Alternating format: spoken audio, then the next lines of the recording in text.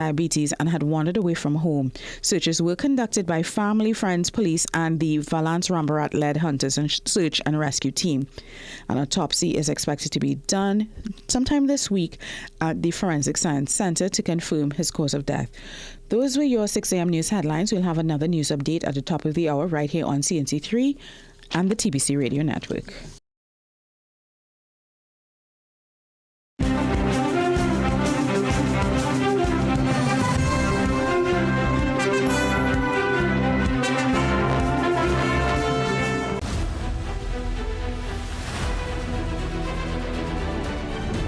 Morning Brew is brought to you by Omega XL. Live long, stay strong.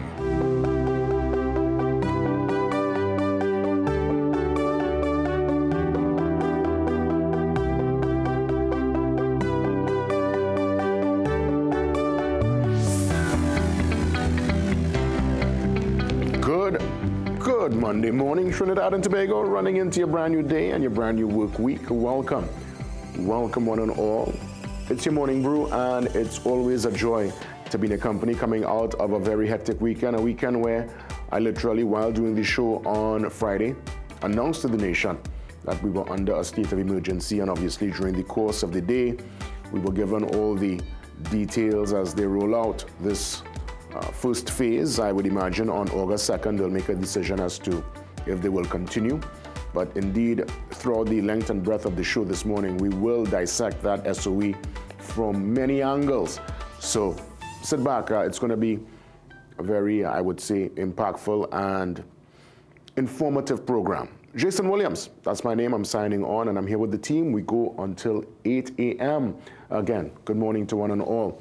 Let's head to the front page. We are always guided by The Guardian, and on this Monday morning, Monday the 21st, a matter of fact, of July, we check out the headlines. Let's look at the feel-good story, All Smiles.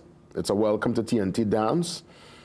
The Divani Dance Company performs for the Welcome Hands international healthcare professionals who arrived at the Piarco International Airport on a medical mission yesterday. So that's a nice, warm TNT welcome for the professionals. We hope they enjoy their stay and are able to lend all their expertise during their particular time on the island. I'm watching another development, this one directly correlated to the SOE, and the PM puts down the mandate. She, again, she said it, this second tenure, this second run is not like the first, and she'll be a little more hands-on and definitely leading from the front. And she says, hey, there's no time to party and balance. There's no fetting time. So she puts a stop to all her MPs. She asks them to avoid fetes and social gatherings during the SOE. I mean, I do expect ministers to be up, let's say, in the cooler parties and the juve parties, but I guess in this instance, they're talking probably all those networking, cocktails, all those, knock-a glass kind of shindigs that they would have during the July, August. As a matter of fact, some of the ministers went to the postponed U.S. Embassy's cocktail event. They had a nice little get-together for 4th of July. It was delayed. And some obviously went. I get the impression the PM got word or saw pictures and decided to tell them, hey, hold all your hand. As it pertains to their Monday night meeting and other internal gatherings, I guess later today at some point, there will be a more determination. I think whatever meeting they had for today was cancelled, or at least postponed. But as it pertains to their internals, I mean, I guess there's the PRO and other people who will come forward and give all the details. But no partying. That's on pause. Of course, I'm watching other developments on the government side of things. Great news. I'm seeing that HTC, at least the Housing Ministry, to build 20,000 new homes. That declaration came from, well, the ministry via their junior minister there, minister in the Ministry of Housing and Development, of course, giving some remarks during a pre-budget consultation at the VIP Lounge, Queen's Park, Savannah Grandstand. And you're hearing now that, 20,000 new homes, that's a target. And I hope that, obviously, With that momentum, more could come on stream because, let's be real, truth be told, the demand is more than the supply. And there are people who have been waiting. And I hope whatever the vetting process is, it's fair, it's transparent, and this could really get to those. I mean, everybody needs something, but for the people who really would have been on a waiting list and who really, based on, I guess, their current situation where they are, I mean, I don't know, they have to, I guess, 3 ministers there, so they'll try to sort that out. That's the ministry, I think, probably with, well, if not the most, but one of the most, when we consider personnel ministers, those charged with the particular responsibility to deliver on the campaign promise and the manifesto mandate. I'm watching at least some news that could signal hopefully swift justice once they do all their due diligence. But on page 8, a suspect in the Candace Honoré situation, that most horrific and heartbreaking story that came into the public domain last week. I'm seeing that a Candace in the suspect Honoré case, the murder case, held. That story on page 8. Let me give you a little bit of flavor from that particular development. Now, mind you, inside today's Guardian, there is a special reporter considering the state of emergency and some of the issues that would have happened at our prisons. The most recent, I would say, national kind of, that was a disaster that particular day when it was that they had that big escape in Port of Spain by the prison in town. There's a special report on it on the 2015 prison break, and then stories on other high-profile prisoners who are right now in a, well, I can't even say a secret location. It's not secret anymore. We kind of know where they are, but indeed the lawyers are trying to get to them, and that in itself is causing a legal conundrum. That story, the two stories, the special report on page 7 with the prison break and the scenario with some of the high-profile prisoners on page 8 and their lawyers' push to get access to them. There's a deadline. A matter of fact, that deadline is today. They wanted to meet with them since last week and they were denied because of, I guess, all the state of emergency. So that story on page 7 and 8. But back to the Honoré story, and I'm watching here where a suspect is held in connection with her murder. The man wanted in connection with the murder of missing woman Candace Honoré was apprehended by police in Sandy Grande yesterday. Honoré, who was only 22, was reported missing by relatives on July 10th, 2 days after she failed to return home from work in Valencia. Last Thursday, dismembered human remains believed to be hers were discovered. Again, it's really, it's hard for me to even, on a morning, bright and early, to report these things. But again, at least we could say, based on the current and early investigation, at least one, well, the suspect reportedly, her ex-boyfriend was held, and was held, had recently been released from prison and had been on the run since the discovery. At least one other man has been questioned in connection with the case. And of course, obviously, the story develops more here on page 8. So they're going to do the investigation. I mean, obviously, I hope that they really, as they say, as I always say, dot your I's and cross your T's, make sure everything is aligned so that when they go before the system, it could be a smooth, quick process. And if these are the folks who are responsible, they're held accountable in the most severe manner. Yeah. We are to the back page this morning. A couple other stories engaging my attention, but obviously we want to get to the boss report and get to our interviews on this Monday morning. So Pacquiao back in the ring, you can believe that? Yes, that's Pacquiao. He fight last, weekend gone here in Las Vegas. So Pacquiao lands a punch. He was, as mentioned, welterweight title boxing match on Saturday night in Las Vegas. Vegas is the place for the boxing. Also, Bazarat on the attack, slams 3 TNT critics for calling out Cricket West Indies president. People had lots to say with that debacle last week. I didn't get a chance to really put in commentary on it. I'll hold my hand for now. Probably tomorrow, if there's more time, I'll probably give some perspective because I didn't get a chance at all I was actually, as you recall, in Bahamas when that transpired. And when I saw the score, the 27, I thought it was a joke, actually. I thought it was some kind of prank, and I realized it was the real deal. And again, I have a perspective on it, but I'll probably share that tomorrow if we get some time later on. Let's get to the brief before we get into the boss report on this Monday morning. So Scouts unite for weekend of skills and outdoor fun. Always a good time, you know, to pitch your tent and just be in the outdoors.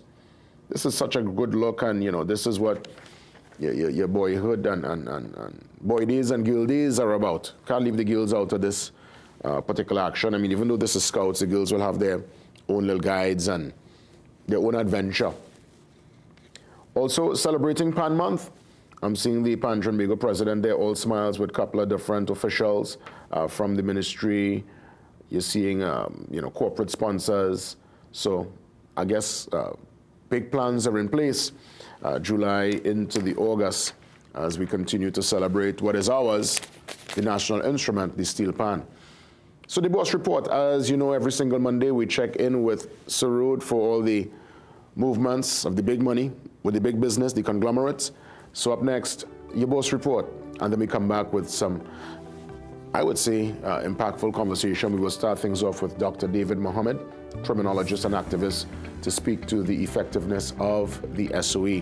But up next, though, your boss report.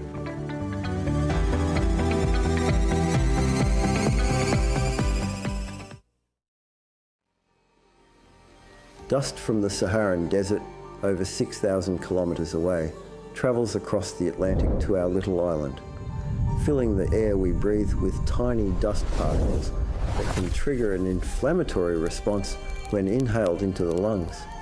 Saharan dust travels far and triggers inflammation. Omega XL helps reduce it at the source. Support your body from within.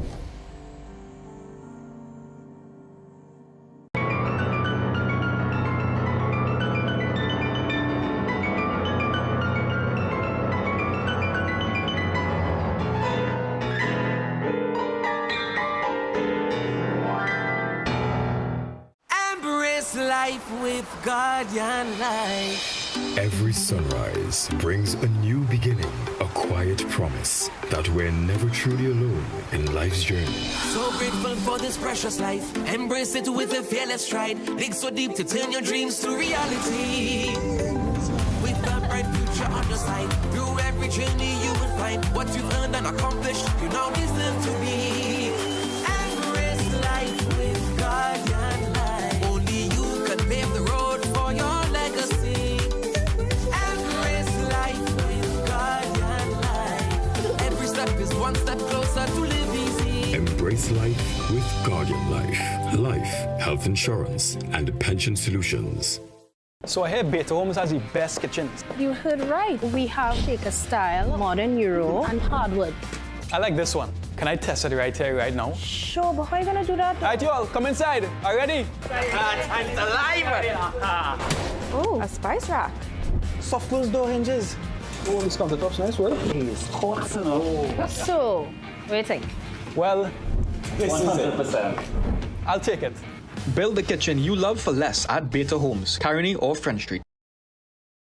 In today's fast-paced competitive job market, certification courses provide individuals with flexible and industry-relevant learning options. Increase your chances of employment with a certification course at CTS College. We have over 50 courses in business, IT, do-it-yourself or professional development to choose from, all developed by industry experts. Courses start as low as $200 and can be completed in as little as 1 day, allowing you to acquire the relevant skills you need quickly and affordably. Contact CTS College today to sign up. Discover a breakthrough in healthcare at Liberty Medical Center, where expert care is affordable. See top specialists in endocrinology, diabetes care, dermatology, psychiatry, psychology, urology, obstetrics, and gynecology. We offer ultrasounds, x-rays, and ECGs. With full diagnostic services, an in-house pharmacy, and compassionate care, you'll leave feeling better than you came in. Visit us at 154 Pointe-a-Pierre Road, San Fernando, or call 610-4562. Liberty Medical Center. Your health, our mission. Sportsmanship is when an athlete walks off the court and you can't tell if he won or lost because he carries himself with pride either way. This quote is an embodiment of sport, and for me, sport is an embodiment of life. We are where you are.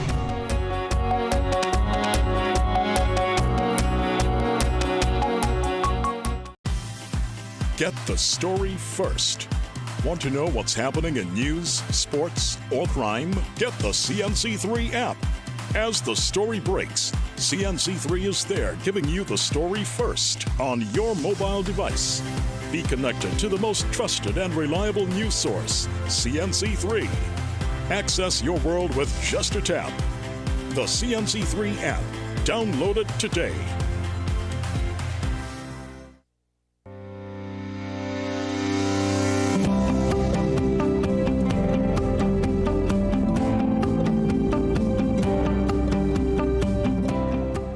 Minutes after 6 o'clock on this Monday, let's check in with Sarud for our boss report. Sarud, good morning. Good morning, GW, and good morning, Trinidad and Tobago, and welcome to the boss report.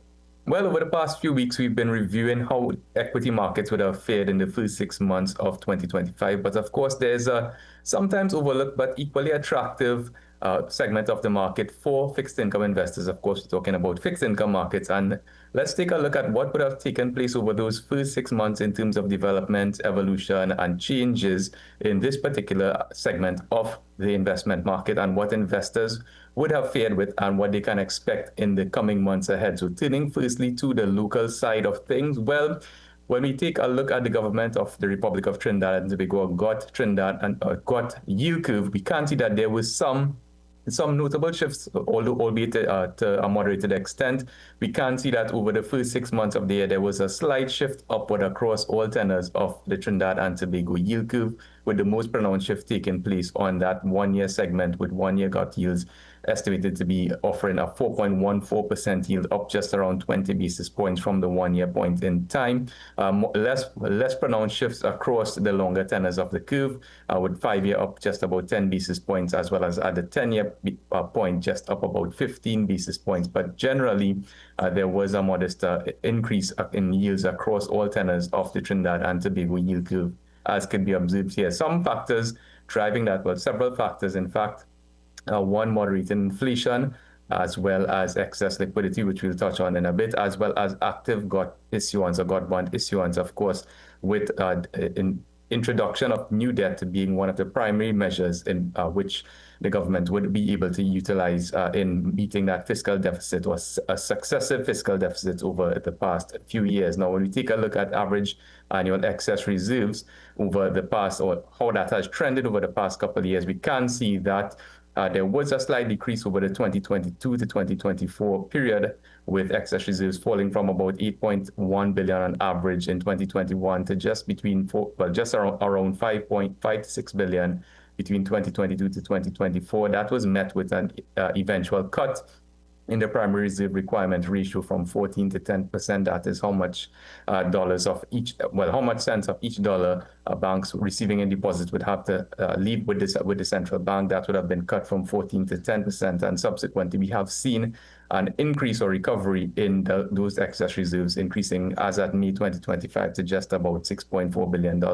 What does that mean? Well, that means there is ample liquidity or increased liquidity available within the financial system. Or from a credit rating perspective, there has not been much change thus far. Since 2020, the S&P has continued to rate Trinidad and Tobago at its investment grade status of BBB-. Moody's has cut the rating from Ba1 to Ba2, so outside of investment grade, in fact, known as speculative grade since 2020 as well. There has been that 1 to 2 notch rating differential, and of course, it will be interesting to see what the next rating review brings up in terms of S&P and Moody's with respect to Trinidad and Tobago, given certain headwinds to financial performance and economic performance over the past few years and expected in the near to medium term. So overall, in terms of a local fixed income outlook, what investors can expect would be region-bound inflation, which remains more likely than less likely. Elevated interest rates, as we can see that those, the yield curve would have shifted up modestly over the first 6 months of the year. We also see ample liquidity being a trend going into the second half of the year, as well as continued GOT issuance, perhaps making some of those bonds over the counter and hopefully exchange traded also more accessible to individual as well as institutional investors. Now, turning quickly to the U.S. side of things, and for U.S. interest rates, again, still remains a fairly rewarding and attractive investment environment for fixed income investors. When we take a look at trends within the U.S. market and the U.S. government yield curve, we can see that there was somewhat of a less traditional shift in yields, with yields on average at the shorter tenors at least coming down, 1 year coming down from 4.16% to 4.12%, so a very small 4 basis point shift there. At the 5-year marker, a much more pronounced shift, falling from 4.4% to 4.05%, with a 10 odd basis point shift at the 10-year marker from 4.58 to 4.5%, and at the much longer term in terms of 30-year treasuries, there was a shift upward of almost 21 or 22 odd percent, basis point rather, from 4.78 to 5.01%. Now, in terms of projections for short-term interest rates, we can see that the federal or consensus estimates of where the Fed benchmark rate would be would at the end of this year would actually indicate a roughly 225 basis point cuts from 4.5 to a target rate of 4%, which suggests that markets may be getting ready for continued decreases in interest rates, at least across U.S. markets, and with the U.S. benchmark yield, of course, peaking at around 5.5% after significantly increasing from 0.25% in December 2021. Of course, with the Russia-Ukraine war, supply chain challenges, and other factors, those rates have remained elevated. And while inflation is moderating in the U.S. to some extent, U.S. interest rates remain elevated for the time being. How has that impacted what investors can expect in terms of regional U.S. dollar bond issues? Well, regional U.S. dollar bond issues, those yields remain relatively range-bound for the time being. For example, we take a look at Trinidad and Tobago's 6.5% 2034 U.S. dollar denominated bond. That is currently trading at a yield of around 6.6%, which is pretty much in the middle of its 6-month range of the 6.2% at the lower end and 7.1% at the higher end. 2-year treasuries, for example, trading at around 3.9% with a low of 3.6 and 4.4. So if we take a look right across the board, we can see that most of these bonds have been trading or are trading, in fact, at the middle or maybe perhaps a little bit closer to the lower end of their 6-month highs and lows.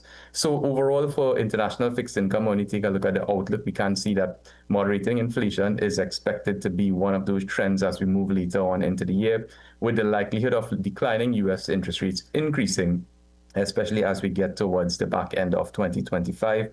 Bond market stabilization and stable credit ratings and quality remain question marks to some extent. With pronounced interest rate changes, there is usually some degree of volatility. And we've seen that in terms of the fairly wide trading ranges from a yield perspective for some of those regional U.S. dollar bond issues, which we just spoke about. So overall, is it an attractive investment environment for fixed income investors? Well, you can say so, certainly compared to the past few years. In fact, on the shorter term end, in the TT dollar space, repos would offer investors around 3.25%, moving out to longer tenors. Of course, in the USD space, that starts at about 3.5%. For income funds in the TT space, you can, with daily access and liquidity, earn at least 2% or thereabouts, while income funds would start off in the USD space at about 1.8%. For longer term bond issues in the GOT bond space, you can, over 3 years, of course, earn a yield of around 4%, with sovereign bonds offering pretty much the same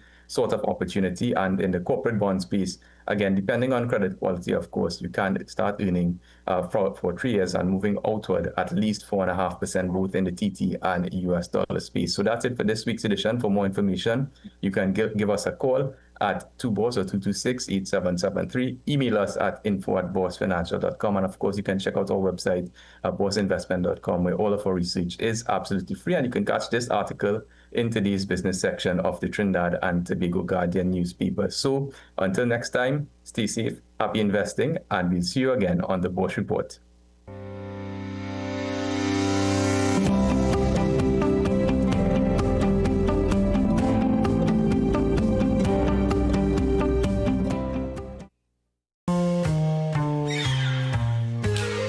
things don't always go as expected. Be ready with Trinry for auto, home, business and group life. Call us at 800-TRIN or visit trinry.com today. Huge insurance premium.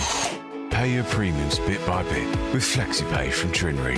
For more manageable auto, home and commercial insurance payments, call us at 800-TRIN or visit trinry.com today. Trinry, premier insurance coverage for less. For 40 years, we've moved with you, pushed with you, transformed with you. From the first rep to your best step, from your first class to your biggest win, Fitness Center has been your partner in power. Built on sweat, driven by passion. 4 decades in, and we're just getting started. Celebrate 40 years with us. Fitness Center, 40 years strong. Transform your body, transform your life.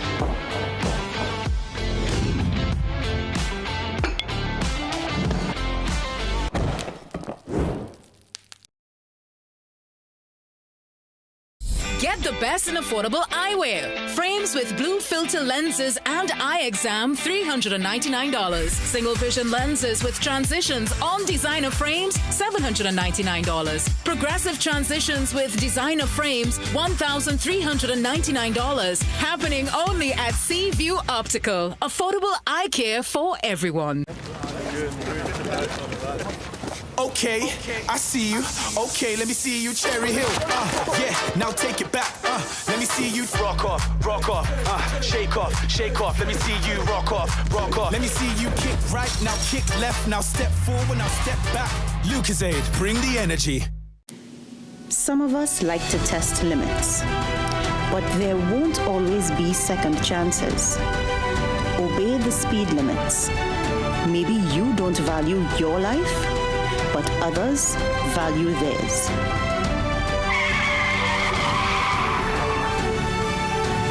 A message from the TTPS.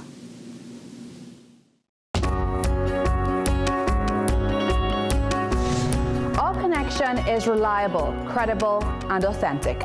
Thank you for trusting me to bring you the news. It's a privilege to be in your homes and hearts. With every story and every newscast, CNC3 is keeping you informed and inspired. When it comes to news, we are where you are.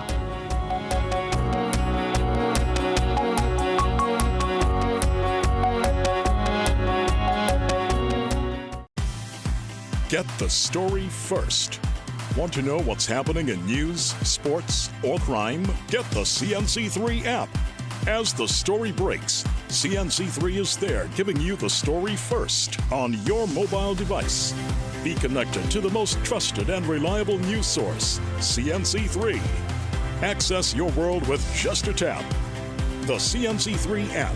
Download it today. Calling all filmmakers, producers, content creators, influencers, and recording artists. If you're looking to rent a versatile studio space with green screen, video wall, cyclorama, and more, look no further. GM Labs is here to make your dreams a reality. Located in the heart of Port of Spain on St. Vincent Street, GM Labs is your one-stop shop for all your creative needs with over 2,800 square feet to work with. Take your creative concept to the final product at GM Labs. Give us a call or WhatsApp or message us on our Instagram and Facebook pages at GM Labs TT. Are you tired of the same old boring drive home from work? Look no further. Get ready for the ultimate after-work rush with Freedom 106.5 FM's The Overdrive with Davey. Mondays to Fridays from 3 p.m. to 6 p.m. Let Davey take you on a thrilling ride of non-stop entertainment and education. He covers the topics of the day, delves into the latest food and lifestyle trends, and brings dynamic guests from exciting professions to share their professional stories and experiences. Take advantage of this energizing and engaging experience. Tune into Freedom 106.5 FM, Mondays to Fridays, 3 p.m. to 6 p.m. for The Overdrive with Davey, the ultimate way to end your day with a bang.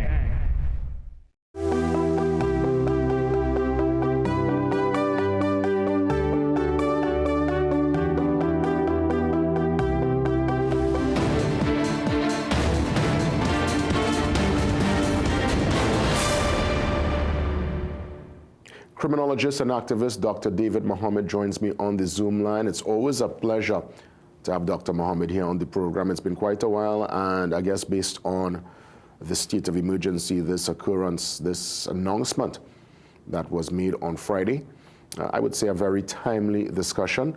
Dr. Mohammed, let me say good morning. As always, thanks for the time. Yes, good morning, Jason. It's a pleasure to be on, and greetings to all the listeners and viewers as well. I want to touch in and start with the effectiveness of the SOE. Seeing that we're coming into the second SOE in so many months, we had one earlier this year, dissipated. Of course, there was a reasoning behind that also. There were plots apparently to destabilize the place. There was explanation given there. There was explanation also given for this latest one. Do you believe in such close proximity, the SOE itself, is it losing its sting? Are people even taking this on? What's the sense you're getting on the ground? Well, to be honest, first of all, in looking at both recent episodes of SOEs in Trinidad and Tobago, I see them as more or less identical, seemingly fueled by similar reasons, but possibly with two completely different motives. I don't want to be unkind, but I think that the first state of emergency by the P&M government would have been largely motivated by the perception that politically the organization is effectively confronting the problem of crime. And it's possible as well, with the knowledge of an upcoming election, that that could have been a driving force behind it.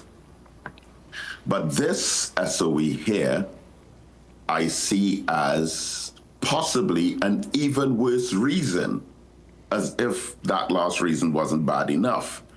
I believe that this current government is more genuinely afraid of and terrified by the criminal element, to the point where they will maximize whatever resources and use of them that they have in order to confront the crime problem.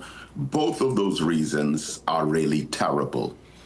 Because if we go back to, I remember we would have had conversations during the pandemic, all right? And I would have referenced this ICCPR, the International Convention on Civil and Political Rights, where our organization's position was to very carefully and diligently monitor the degree to which human and civil rights of individuals were potentially being violated or abused, power. And here, this must also be a major concern and priority when we analyze the intent behind a state of emergency. And the same International Convention on Civil and Political Rights seems to suggest that a state of emergency is permissible when there is some kind of public emergency crisis that is visible, evident, and known to the population. But this one here seems to be based on a secret that only a few people know about, which takes us back to an early state of emergency almost 15 years ago. Again, even though we all are aware of the crime problem in general, generically, this SOE and the one in 2011 seems to be centered around private knowledge that only a handful of individuals have, and that cooperation in the SOE is relying on the population also being convinced or believing or trusting in the administration in that what they're saying there is as a threat is really true. Well, let's treat with it in real time, Dr. Mohammed. I am not convinced that it is. Because what I'm getting is that based on listening to what the commissioner and others said on Friday, it seems, and again, it's nothing new, high-powered criminal entities running their criminal enterprise within the walls of the prison. They're doing this via cell phones. Obviously, cell phones are getting there with the same agents who are supposed to, protect and keep the place secure. So there is clearly a breakdown between these security services because it's a blame game going on now, and police are basically removing certain key elements, putting them in a location so that there can be no communication. And with that break in the communication chain, the plot to destabilize the country is now foiled. But there are many who, they want that hardline approach. They want the iron fist. I always call it the iron fist because the same civil rights you speak of, there are many citizens who feel like their civil rights and their ability to live in a country and enjoy property and enjoy business is being compromised. So there are people looking for serious, stern action, and they want it, unfortunately, now. Jason, I agree completely with the iron fist approach. Fine. But you cannot use abuse of powers that you have been entrusted with in order to achieve that. And I remain unconvinced, and I'm speaking based on certain facts, which I'll put a bookmark now. Let's go back to 2011, for example, where I believe it was 16 individuals who were arrested under the same notion that there's a plot to overthrow or destabilize or assassinate key figures. Jason, I personally know probably at least a quarter or a third of those individuals from 15 years ago, and I do know for a fact that many of them did not know each other. They were strangers who met for the first time in police custody. But even though they met each other for the first time in person, they were being accused of being part of a plot together to assassinate key individuals. Now that was intelligence gone really, really bad. But it's not the nature of political administrations, nor military ones, to openly confess that they made mistakes when it comes to such costly issues. If we go even further back than that, in the earlier 2000s, when Mr. Pandey was Prime Minister, there was one occasion, which you may or may not remember, I hope the country remembers, where a state of emergency itself, I don't think was declared, but the Prime Minister entered the parliamentary chamber with the 4 leaders of the national security agencies dressed in their ceremonial regalia. It was the Commissioner of Police, the head of the Defense Force, the head of the Coast Guards, and I think it was either the head of prisons. Yes, it was. And they were dressed in their colorful parade outfits, and they were lined up in the parliament while the Prime Minister was speaking on a plot that only he, and again a handful, were aware of, to destabilize the country. Now, it was later discovered that they were observing Imam Yassin Abu Bakr, or claiming that he was part of this plot. And you know what? During that same week, many of us were visiting Imam Yassin Abu Bakr in hospital, because they didn't even know that the man was in hospital, but here they are out in the public in Parliament with all these bright colors and military style approach, talking about a plot to overthrow the country. So, and coming back to 2025 now, based on those last 2, with very little substance nor evidence to back up the legitimacy of them, the claims, again, I am not against a state of emergency. I'm not against emergency powers. I'm not against the so-called iron-fisted approach to which you reference. But these secret claims that are not known to the public, and this view that there's some dastardly plot on a high level that is brewing behind closed doors that none of us know about, but you know about, and that we must go along with it based on trust for you. The past shows that we could not really trust back then, so the most we could do is be hopeful. Well, I would imagine, you know, July 27th, which also rings true to everyone who was around at that time.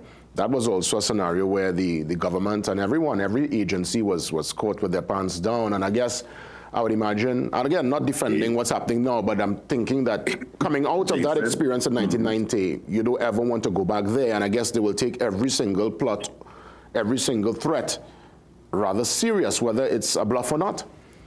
Jason, the history will show that back just before July 27th, 1990, they did have enough information in advance to call a state of emergency back then, and they did not do it until after the coup happened. We had, just look at the seat of Prime Minister. For 18 years following the mid-90s, going up to 2010, of prime ministers who, according to the documentation, were aware that the July 27, 1990 Muslimin coup was about to take place, and they still didn't call a state of emergency back then. If the prime minister themselves knows and they didn't call it. So again, fast forward into now, that's like the opposite extreme paradox to what we're seeing today. But again, I'm just going back to the simple position that if the International Convention on Civil and Political Rights is suggesting that a population should be aware of this looming threat and crisis so that they can, again, cooperate with the administration rather than trust the report of secrets, it would be a lot more effective. Well, let me ask, what are some solutions or recommendations beyond policing and beyond this convenient use of a state of emergency? Okay, I'm glad you asked that, and it just so happens. So right now I am in the United Kingdom. Last weekend, I traveled to my 41st country, which I wanted to go to for the last 10 years or so for research purposes, which is Glasgow, Scotland. And I did some research up there. I interviewed a number of police officers on this Glasgow model, which has been the most successful gang reduction and eradication project in the world that we are aware of in Western cities. Glasgow used to be the crime capital of Western Europe. There were daily stabbings, shootings, gang activity. And the approach that they took was they never called a state of emergency. They never created an us versus them scenario of perpetual conflict where we're being branded and labeled, and now young people growing up gravitating towards mentorship of gang leaders are living out a self-fulfilling prophecy because they see themselves already prematurely profiled into being criminals in the minds of the wider society, even before they would have had thoughts in their minds of criminal behavior. So the Glasgow model involved all social agencies and institutions getting involved in the reform of our youth. So the religious organizations, the churches and the mosques got involved, the sporting groups, the cricket clubs, the football teams embraced the youth. You had the businesses giving internships and job opportunities and training to young people. The schools were even after school education and care centers and teaching and training for parents. So it was a coordinated approach along with the police and the government and other responsible persons in society who were able to reach out in any way whatsoever. And within just a few short years, their gang problem went from the highest in Western Europe down to the lowest. Now, in interviewing a lot of the police officers there, because I was fortunate to be able to speak to some of them who were officers in 2005 when the crisis was at its peak. And one in particular said to me back then, all of them as police officers were trained to deal with like emergency on the spot situations like stab wounds or bullet wounds, gunshot wounds, and being able to help someone who is possibly on the verge of death, right? Now you have, he said, the same way that they were trained to deal with those kinds of issues, Now, the average police officer is trained to deal with mental health issues and counseling young people in particular, and also especially girls sometimes, against self-harm, against suicide, against depression, and putting themselves into some kind of personal risk. So, yes, problems are still there. But Trinidad and Tobago as a society, from the time of the Glasgow crisis to now, has gotten even worse. And I believe it's partly linked, just one of the reasons, to the way that we tend to approach these kinds of situations. Even, for example, when we built the Kwame Ture Center and we opened in 2018, I kept quiet on some of the things that were coming out from people in public life against the idea of us going into Laventille or East Port of Spain to try to assist youth. And it was only after the successful launch and 7 going on 8 successful years of operating that center can I now, with confidence and pride, speak about some of the things that were being said back then. Oh, that will never work. We shouldn't even try. People would not want to come into the area. I won't go into the area. And I'm thinking, but this is like Trinidad and Tobago in a microcosm. It's a nation of scorn, of social class discrimination, of institutionalized racism, of these attitudes of looking down on while turning noses up against, and seeing our youth as guilty, suspicious, and they're profiled and stereotyped, and there are negative expectations of them and high expectations of their failure. So, of course, the state reaction and even the political rhetoric many times goes in the direction of, don't worry, we, the government, will save you, the public, from them, the youth, by creating more barriers and obstacles and restrictions against them reaching you.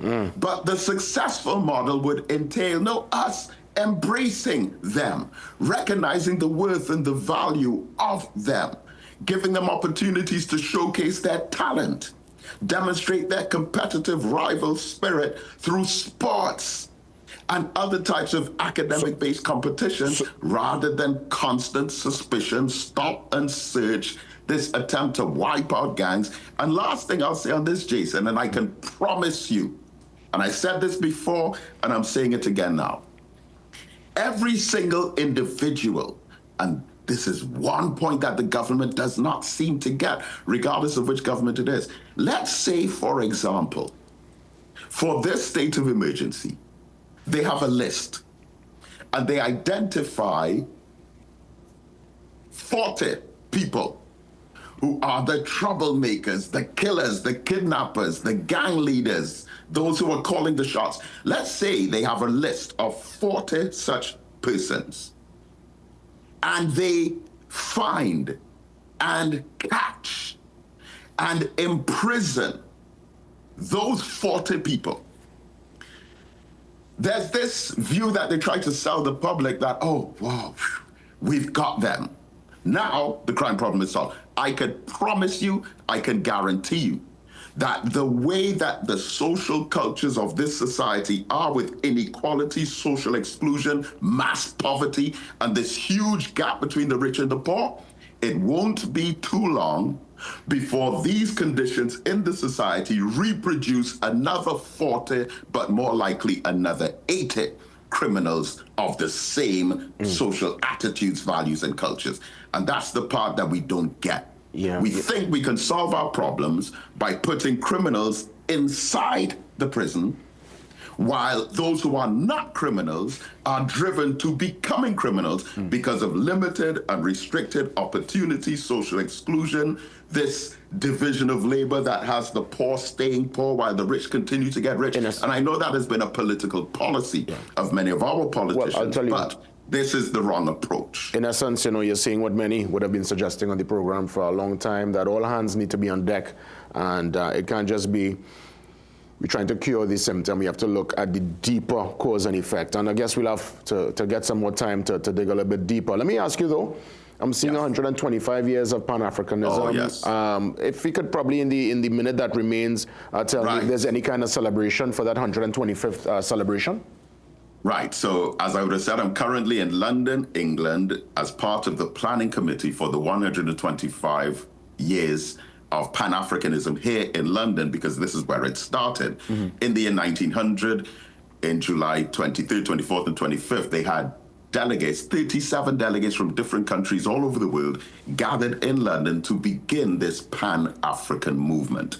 Now, celebrations will be taking place all over the world, but it's particularly significant to Trinidad and Tobago because it was a Trinidadian, the great Henry Sylvester Williams, who convened the conference. So I will be here for this Wednesday, Thursday, Friday, and by Allah's grace, I'll be back in Trinidad on Sunday, this Sunday, for our celebration of 125 years of Pan-Africanism at the Kwame Ture Center in Laventille, East Port of Spain. It starts at 12 noon.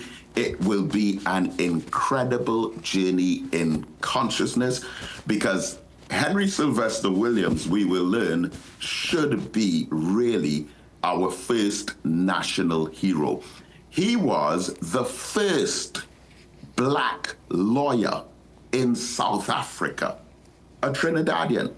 He was either the first or one of the first elected officials in local government in England, the first Black one. Trinidadian, he was born in Aruca. He went to America, to Canada, to Africa. He was requested as a lecturer all across England. He was hired by the Society of Literary Scholars, and he became a spokesman. But he was so much in demand, and he is actually linked. He started a newspaper. He hired in an editor from the Sudan named Dous Muhammad Ali, and that editor hired a young man from Jamaica as his assistant. That young man from Jamaica was Marcus Garvey. Wow, so everything kind of, wow, you know, we'll have to stick a pin, huh? But I want you to continue probably when you get back, if we could just continue this conversation and let's dive a little deeper into the history because what you're seeing here is mind-blowing. As always, Dr. Mohammed, I want to, thank you for the time, safe journey back. Thank you so much. And let's touch base soon. Yes, absolutely. Thank you, Jason. For sure. Okay. A little history lesson there. You know, I love my history. So that was quite a impactful and insightful conversation. We take that pause. We get ready for the 7 a.m. news update. Much more conversation after 7.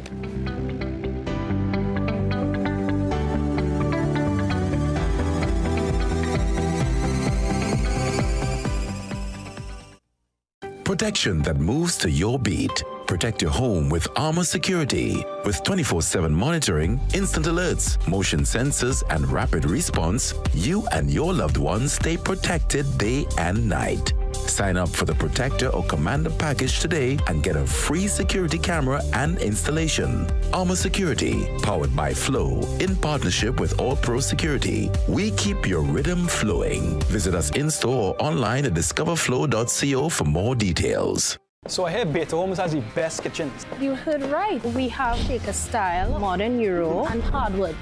I like this one. Can I test it right here, right now? Sure, but how are you gonna do that? All right, y'all, come inside. Are you ready? Time's alive! Oh, a spice rack. Soft closed door hinges. Oh, these countertops nice, well. He's personal. So, what do you think? Well, this 100%. is it. I'll take it. Build the kitchen you love for less at Beta Homes, Carony or French Street. Feeling drained? Struggling to keep up?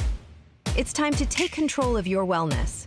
On this episode of Wellness Unlocked, we're diving into the key nutrients your body needs for all-day energy and balance. With 100% or more of your daily essential vitamins, plus added chromium to support healthy blood sugar, this is complete wellness in a single soft gel. Join us as we uncover how small changes can make a big impact on your health. Don't miss Wellness Unlocked. Watch now on CNC3 and take the first step toward better health.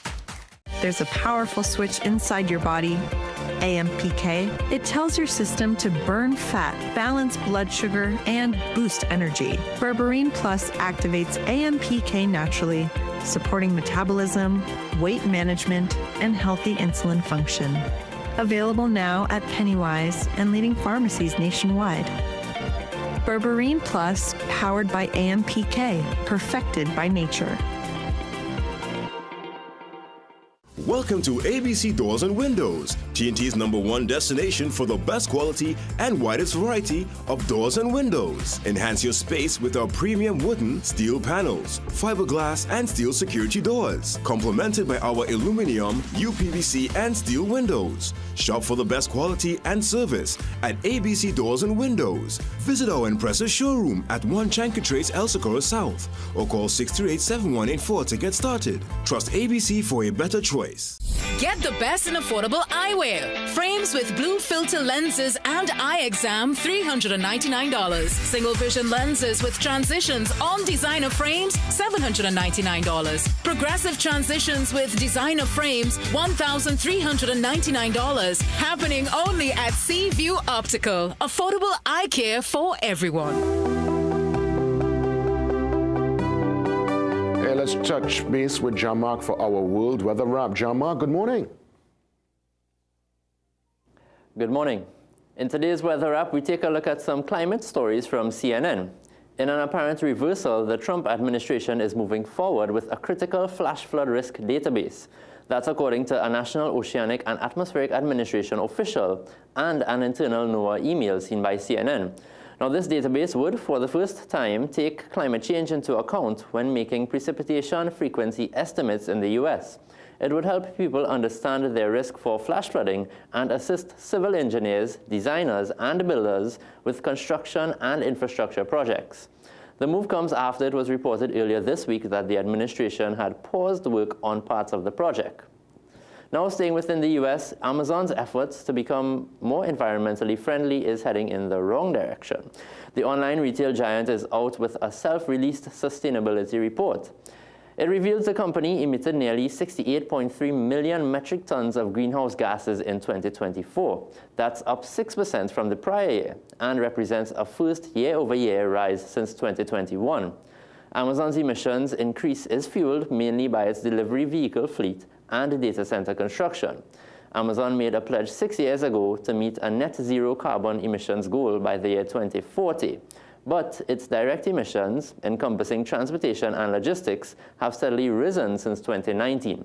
Amazon, in its report, noted an investment to add more electric vehicles to its delivery fleet. It says it now has more than 31,000 electric vans on the road worldwide. Now let's take a look at our local forecast for today, where we can expect mostly sunny conditions despite a few showers and just a low chance of the odd heavy shower favoring the afternoon and over Trinidad. Now the next tropical wave is expected to pass tomorrow, so the chance of rainfall is expected to increase from Tuesday into Wednesday. That's all for today's weather app. Back to you.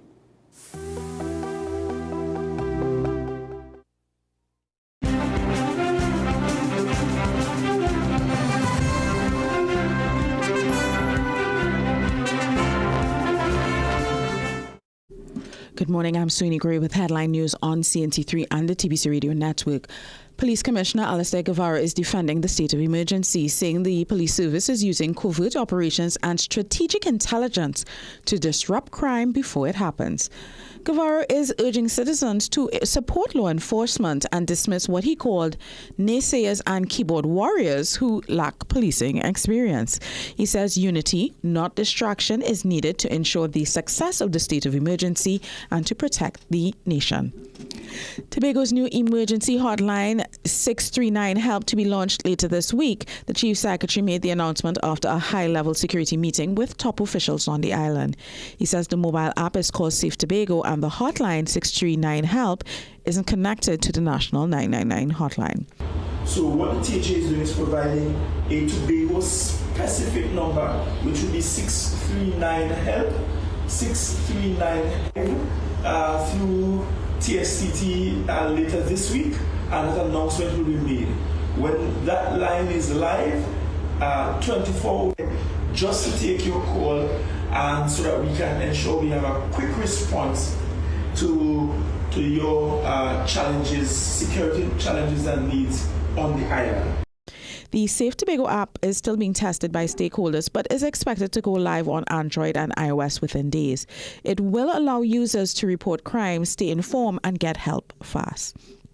A man breached security at the Piarco International Airport running onto the airport ramp and had to be restrained by airport authority security.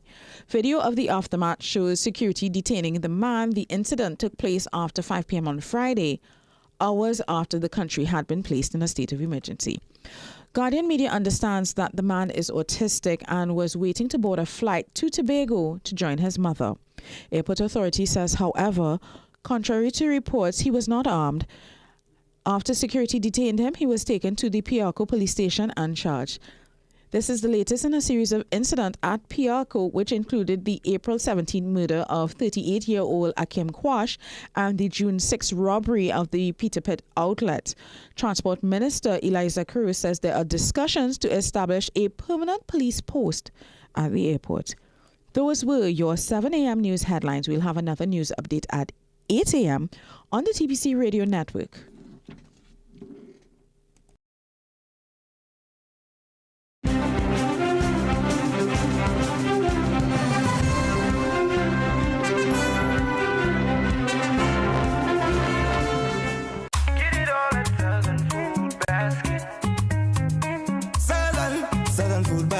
Quality food to fill you. Hey, pretty lady, I see you looking for some hot sauce. Boy, move it. I have a man. See you. So you don't want no mother-in-law? Attention, valued shoppers. We are thrilled to celebrate 34 amazing years with you, our loyal customers. A huge congratulations to all our winners. Hey, don't make joke. I know when our shopping spree. Yes, snacks we buying, mommy. Look, boy, come on, eh? Well, look how I just win a Caribbean getaway now. Rock back. Here I know when our shopping spree. Well, come on, help me now. You don't have a man? Later. Nah. It's Southern Food Basket's 34th anniversary extravaganza from July 1st to August 31st. Shop and enter for a chance to win incredible prizes, Caribbean getaways, staycations, shopping spree, and the ultimate grand prize of a brand new Suzuki Grand Vitara. New Superstay Teddy Tent from Maybelline, New York. Blurred mats, no transfer. Up to 12-hour wear and a plush feel. New Superstay Teddy Tent, Maybelline, New York.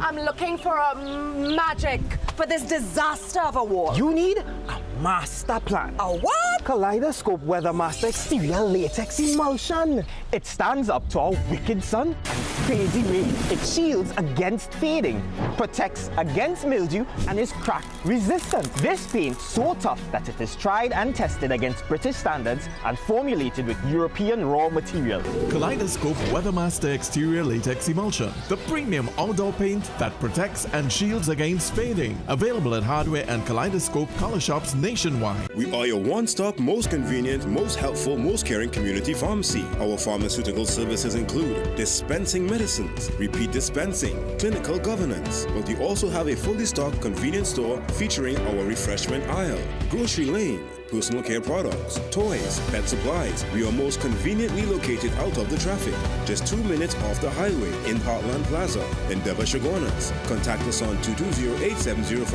or 470-5938 and visit us soon. Seeing her succeed makes me proud, and I know I made the right choice by giving her Enfogrowth since she was little.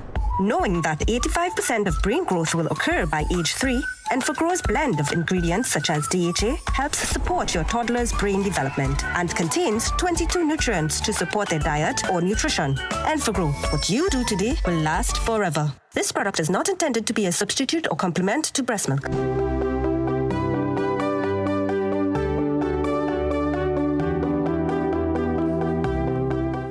Welcome back to the second hour. As promised when I did the intro right after 6, a good majority of the program is really to unpack and to go a little bit deeper into the SOE. Of course, we need to examine the legal aspects and the fallout that this could bring. And in that regard, we welcome Martin Daly, attorney at law and, well, of course, constitutional lawyer. And to you, Martin Daly, I want to say thank you for the time. I look forward because obviously, a state of emergency, there will be legal parameters. There are certain guardrails. I know the authorities must work within a particular framework, even though some of our rights, from what I understand in the past SOE and just my basic knowledge on the topic, are more or less on a back burner. They could, from what I understand, come in without due process. You know what, let me just give you a chance to truly explain and give us a deeper understanding as to the legal aspect behind SOE. Martin, great to see you. Good morning. Well, good morning, JW. Good morning to your listeners.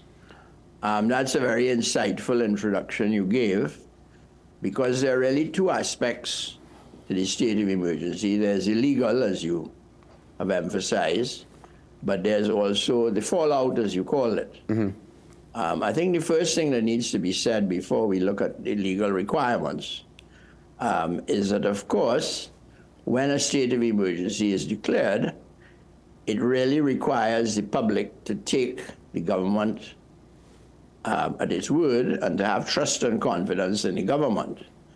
And, well, I'm not a pollster, but I believe that my soundings always tell me that trust and confidence in public officials generally, and certainly in Trinidad and Tobago, is pretty low. So we have to keep that in mind, and therefore people would be concerned to know, what is this state of emergency really about? As far as illegalities are concerned, it starts with a proclamation which the president has done. There is a requirement that within 3 days, something must be sent to the Speaker for presentation to the House of Representatives about the specific reasons for it. And it will be interesting to see, given we have had the contents of the proclamation, a statement from the Commissioner of Police, and then a somewhat enlightening statement from the Attorney General, how they're going to pull together for the purpose of the House of Representatives the specific reasons. We have certain hints, and I will come to those. Mm-hmm. The initial proclamation, the reason they have to go to the House of Representatives is the initial proclamation is only good for 15 days. So there has to be a resolution of the House which could, make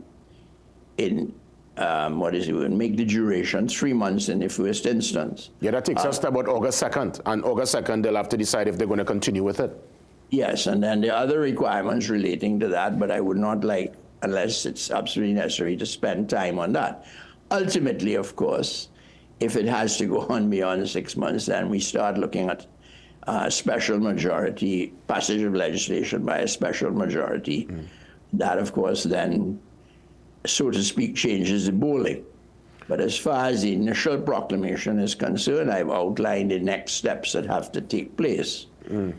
But of course, the three headings under which permit the declaration of a state of emergency, broadly speaking, are calamity, earthquake, outbreak of disease. COVID was a good example. The imminence of a state of war between Trinidad and Tobago and a foreign country. And then the general proposition under which the president has expressly acted in the proclamation, which is that an emergency has arisen. If I might look at my notes, I don't want to misquote it. A public emergency has arisen, that action has been taken or immediately threatened by any person on such a scale as to likely to endanger public safety. All right. So what we know is essentially the government has had the president proclaim this, the cabinet has had the president proclaim this state of emergency because there's some threat on an extensive scale that will endanger public safety. Well that's as long as it's broad. Well, that reasoning was also used by the previous administration when it was called a couple of months ago. And in that regard, my question to you is the state of emergency itself losing its sting if politicians and administrations continue to bring this up every time there seems to be some kind of formidable threat? Well, it's already lost its sting for reasons that we can go into. But I don't think on this occasion all is lost, provided they give us as transparently as possible. I mean, it's subject to national security requirements. You can't alert the enemy to what you're doing, using the word enemy in inverted commas. But they need to give us some more idea of what is the nature of this threat and why it is extensive. Now, as I said in the initial remarks in this interview, they have given us certain hints. And broadly speaking, They have talked about trouble in the prisons.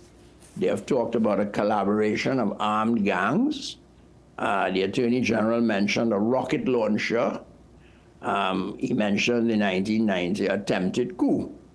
So one can piece that together and infer that there is some group of persons stimulated by persons in jail that may include the persons in jail who intend, if necessary, to take some kind of physical action against the state. That's what you can deduce from all that has been said. The Attorney General is very specific to say he would not have another 1990 attempted coup on his watch. So that is what I deduce is a threat. But of course, they will need to pull all of these threads together and make some coherent statement to the Parliament. They do have some latitude in not telling us everything, because, as I said, it may be subject to national security, things involving national security that they can't tell us. But they need to pull all these threads together in one coherent statement, simply because the public has been left to look at the proclamation, listen to what the Commissioner of Police has said, listen to what the Attorney General has said, and infer that this is a problem.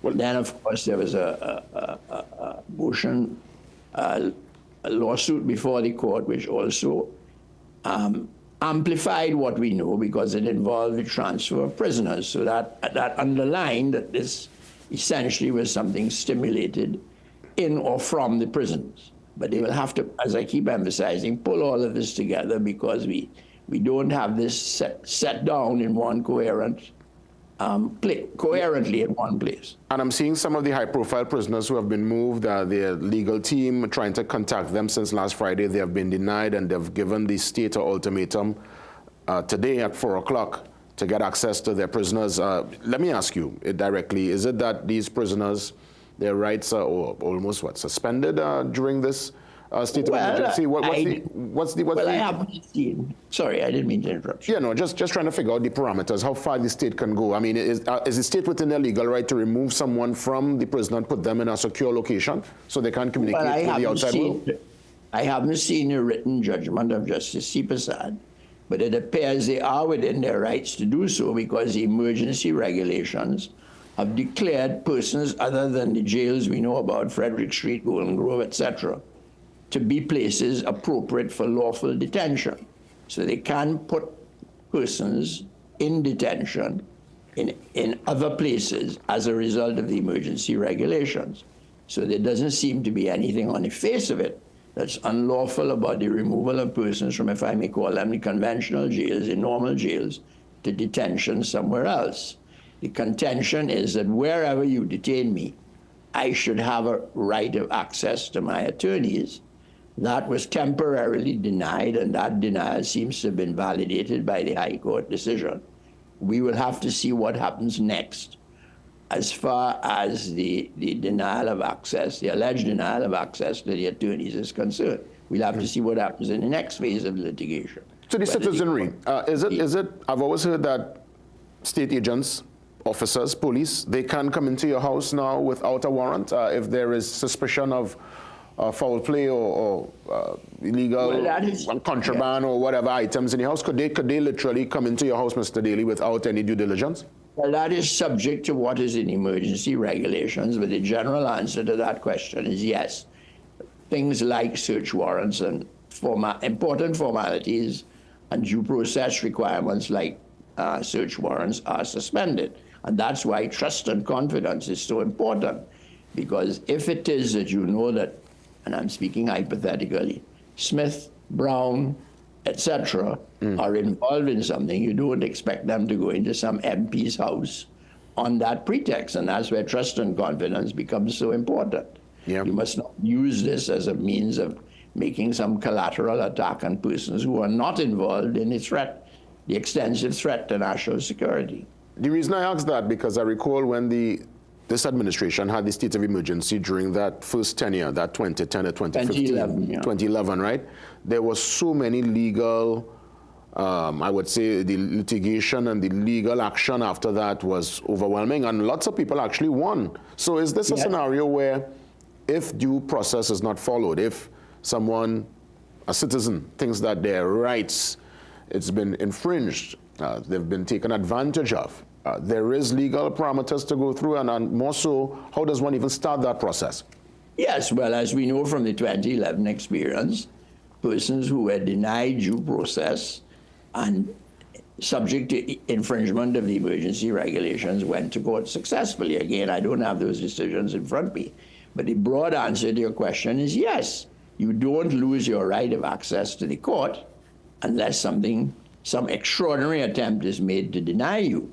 So they do have to operate within, although there are broader parameters, they have to operate within those parameters. Otherwise, they will commit unlawful acts for which people can go to court.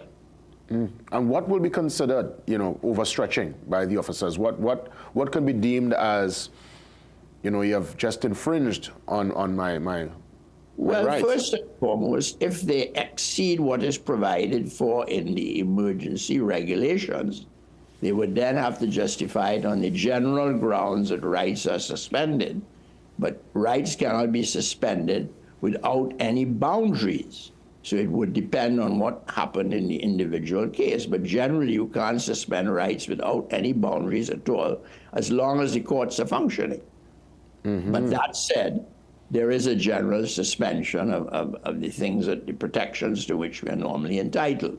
But we have to look at emergency regulations. Yeah, so I'd imagine the state will have to thread very easy, because again, you don't want a scenario where the outcome or the aftermath of every state of emergency is litigation, and then the same taxpayers will have to, we have to get money from the coffers to pay out people.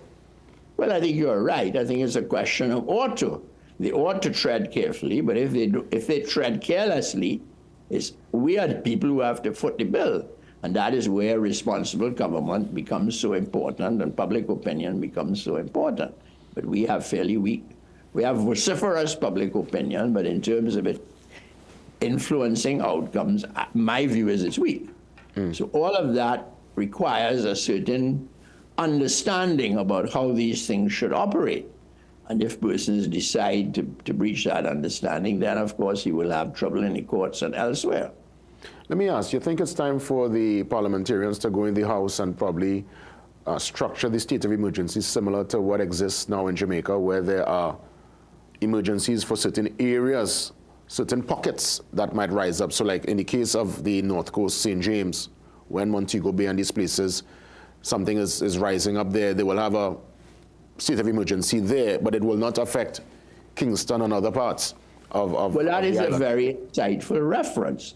As you know, they have ZOZOs in Jamaica, zones of special operation. But their law apparently permits them to have what we loosely call limited states of emergency relating to particular areas. And more importantly, it permits them to impose curfews. We don't have that kind of legislation outside of those kinds of permissions outside of a state of emergency.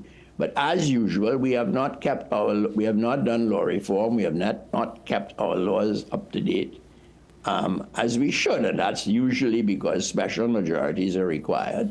And I say this in my weekly column all of the time. The two sides of the parliament are busy hating on each other, and very little constructive work gets to be done. And this is something that these emergency powers need to be legislated in a more specific way, and in particular to be able to impose curfews in particular areas without necessarily calling a state of emergency. That does not seem to be open to us. Yeah, because I mean, obviously, I've seen that particular model used in Jamaica whenever there's a particular uprising per se. They will lock down that specific parish, but everywhere else, the business goes on as per usual. This state of emergency, what's your take as it pertains to our international image? You know, with this state of emergency being declared and folks from the outside looking in, what does this say to our regional and international partners? Nothing good, particularly because we have had more than one in recent times. Nothing good when you look at certain items of our history, such as 1990, and nothing good when you look at the enormously bad press we're getting about crime and murder in particular. A few days ago, they reproduced something that appeared in the Daily Telegraph in England. Yeah, there were some inaccuracies in it, but it painted a very bad picture. So our international reputation has taken a severe hit. The state of emergency doesn't do it by itself. It sets off alarm bells, but then people start looking at our history, reading up on Trinidad and Tobago, and they're seeing things that are not good. Yeah. I think obviously it's a deeper conversation, Mr. Daly, because we have to consider a very snail-paced judicial system, lots of frustration within the courts, many who are sitting in remand for years before their case is heard. And that in itself is causing lots of the frustration we see in the prison system. The men who are serving time, they are very much more, I would say, from my experience going in and speaking with prisoners during different activations, you recognize the men in the white, well, they are lifers, but the men in the other kits seem a little more calm. It's the men who are waiting for their judgment. There is this unease, and I guess that's where a lot of the tension is coming from. And I think we need to take a serious look at the pace of our system, judicial system. Well, you are absolutely right.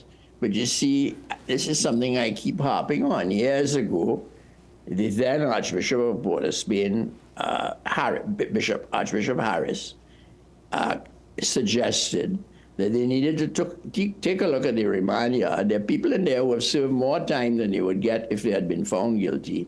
And we start by releasing those. I am a lot more radical because I think that at the heart of this, it appears that the remand, the frustration of remand, which you correctly identify, has caught up with us. And there are people who are waiting 10 and 12 years for things to happen. And that appears to have something to do with this, or at any rate, it's a rallying cry. And Archbishop Harris's proposal was very sensible. And we heard, yes, it's a good thing, but we have to do this, we have to do that. It's a simple proposal. I am much more radical, and I have been saying, my goodness, since the mid-80s, that we need to take a look at the whole court docket in order to see what is there that is so old and so stale that is pointless proceeding. It's very radical, and you may have to have some kind of compensation fund. But for goodness me, I'm being hypothetical. If you have somebody waiting trial for the theft of a garden hose, not necessarily in prison, but I'm talking now about the clogging up of the court's docket, then you may have to simply decide that you're entering nolli prosecution, you're not proceeding with the prosecutions in those cases, and if necessary, have some kind of compensation fund. But it doesn't make sense to have theft of a garden hose 10 years ago clogging up the docket. We have to get rid of all of those, quite apart from the remand yard. And that way the court becomes free and has a more clean slate with which to start with new rules. I read on that same subject, I read a very disturbing letter to the newspaper by an attorney, I think his name was Brent Winter, I can't recall his name, in which he pointed out that now we have finally reformed the law relating to preliminary inquiries, which was first discussed when I was in the Senate decades ago. We have finally reformed it. But the state cannot keep up with the deadlines that are prescribed there, or the deadlines that the masters who have oversight of what used to be preliminary inquiries and are now called sufficiency hearing, they are setting deadlines that can't be kept, and once they set those deadlines and there's default, they have to let people go. And that tells you that there are a lot of things underlying this where inaction by several governments have put us in this problem. We've been trying to get rid of this preliminary inquiry problem, as I say, going back to, before the 2000s. Yes, I mean, I was in khaki. It's not working. I was in khaki pants and tall socks in that timing there. I'll tell you, Mr. Daly, I want to say sincere thanks. I'm glad that we had a chance to expand on the conversation. It went even beyond the SUE. It went into now what we have to look at, reform within the actual system. And let's keep the conversation going. We have to stick a pin for now. But I thank you for the time and the candor this morning. And thank you very much for inviting me, and thank you very much for your insightful questions, because there is a lot underlying the apparent need to keep calling these states of emergency that need to be fixed. Yeah. Mr. Daly, sincere thanks. Have a great week ahead. Thank you very much. Thank you for inviting me. Good morning. That's right. Really, we could safely call Martin there a legal luminary. one very well schooled within the legal framework and understanding of Trinidad and Tobago. With that being said, we continue. As mentioned, lots of the discussion around the SOE this morning, and to continue in that regard, Dr. Garvin Hira joins me, regional security expert, to speak to the understanding of these emergency powers and the surveillance and intelligence framework that comes with a state of emergency. Dr. Garvin Hira up next.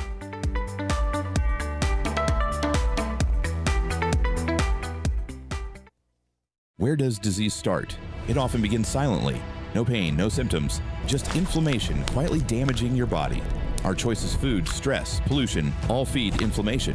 Chronic inflammation is the root cause of many modern diseases. You can't go back in time, but you can start addressing inflammation before it becomes disease. Omega XL is a natural inflammation fighter clinically researched with over 30 fatty acids and no fishy aftertaste. Available Caribbean-wide at pharmacies and health food stores. Call 1-868-225-0410 for more information. Leilani Estate, Maracas, St. Joseph, and Villa Ananda, Tobago. Trusted for distinguished weddings and elite corporate events in breathtaking surroundings. Secure your private venue today. Call 334-4430 to book. Make your lashes a big deal. New Paradise Big Deal Mascara by L'Oreal Paris. A cross-conic brush for buildable length that lasts. Buildable volume that doesn't clump, no matter how much you layer. That's a big deal. New Paradise Big Deal Mascara by L'Oreal Paris. You're worth it. Our world is filled with rhythm. Rhythm that's unapologetic, infectious, timeless. Rhythm is commitment in action. It's how we show up for each other with unrelenting support that goes the distance. Rhythm lives in the tiny beats of our most intimate moments and the seismic roars of our biggest achievements. Rhythm is resilience in motion. So even when things go out of sync, we do what it takes to bring the rhythm back. At Flow, we understand your rhythm because we live it. That's why we're dedicated to building a network as resilient as you, with a team of familiar faces working every day to keep you on beat. You're at the heart of everything we do, and our commitment is to keep your rhythm flowing, no matter what. Ready to turn heads and steal the spotlight? Then head to Rosari Bridal Couture, your all-in-one fashion destination for every celebration. From stunning bridal lehengas to simple everyday shalwas, sparkling jewelry, affordable kids wear, stylish Muslim clothing, and even puja essentials, we've got it all under one roof. Get free footwear with any bridal outfit and get free matching bangles with kids wear. Need the perfect fit? Our in-house tailor is here for you. We're open 9 a.m. to 8 p.m. Just take the Southern Highway to Brentwood, Chaguanas and call 723-9099 for more info. Rosari Bridal Couture, where fashion meets celebration, all inclusive.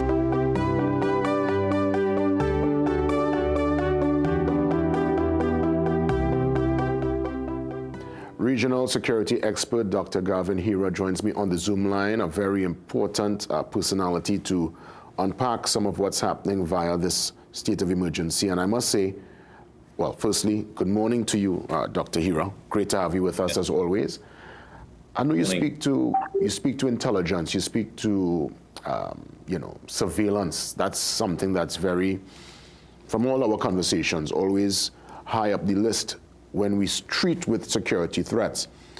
Do you think the reasons given, based on the intelligence, and now obviously the powers that be will know way more than we would know, but based on what would have been established last Friday, does that warrant a state of emergency, or could they treat with that particular threat within a normal context, within the context that existed before this emergency was called last Friday? So I want to start there. And of course, as always, good morning to you. Thank you very much, Mr. Williams, and a very pleasant good morning to you and to the team, those in studio, and of course, our esteemed audience that is viewing, streaming, listening. A pleasant good morning, a good vibes morning, using your words, Jason, to Trinidad and Tobago, by extension the region, because you guys are being listened to within the Caribbean and, of course, in the global space.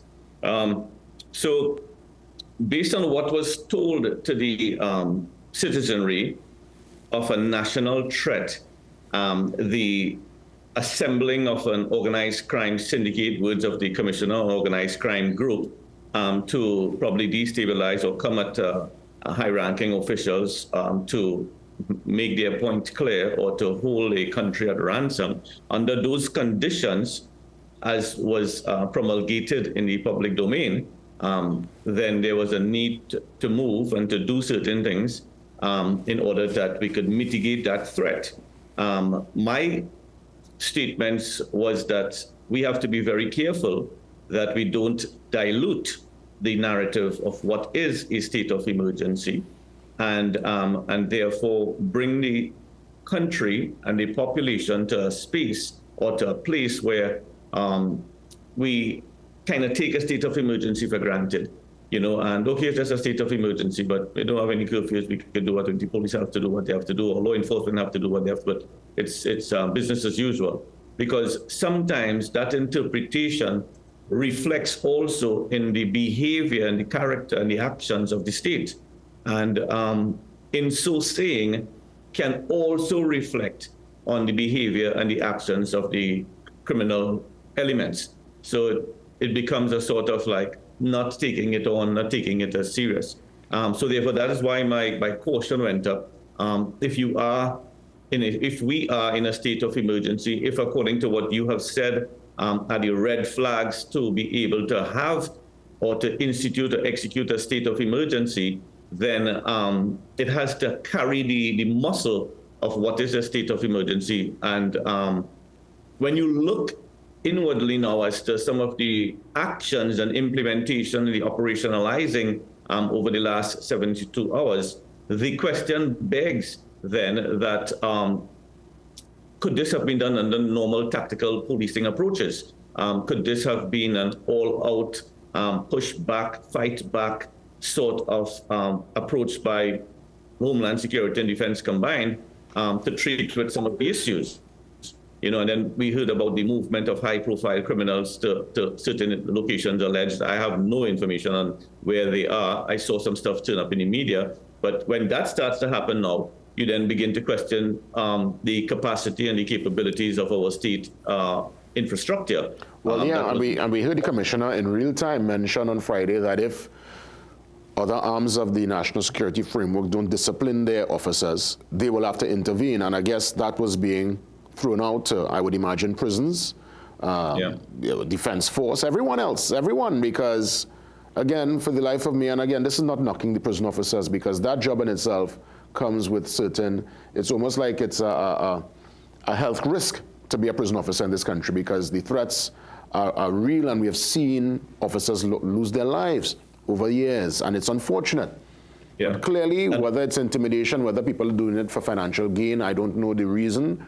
These contraband and the cell phones are getting into the said system so that criminals inside could still run their criminal enterprise. Very good. Well said. And I add one aspect to that statement, GW, and that is not only prison officers, but prison officers' families have lost their lives because of the threat and the and the living out of that threat. But Dr. Fyodor Mikolai Dostoevsky, I think is his name, the learned Russian novelist and researcher, once said, the state of your prisons is a reflection of the state of your society. And it's a mirror. It's a mirror.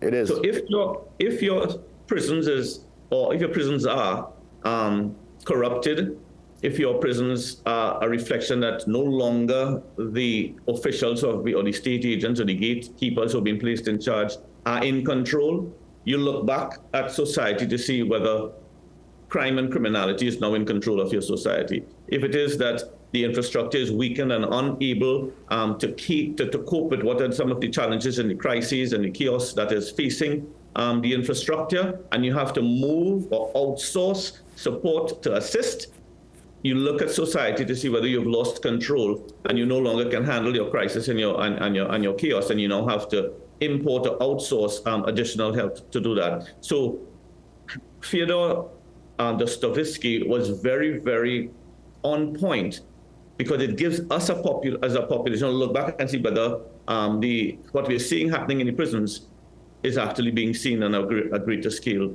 in our country. And therefore, those who have now been given the charge of decision making and administration and to take charge of this country recognizes the challenge that we have ahead of us and the ability now to fix what was broken and what went wrong. And it starts with dealing with security in a greater sense of homeland, defense, and of course that national, I will still hold on to that, the national security, which is the combination of both of them, to be able to bring back a semblance of safety and security for the population, for those who are looking on and waiting in hope for a solution.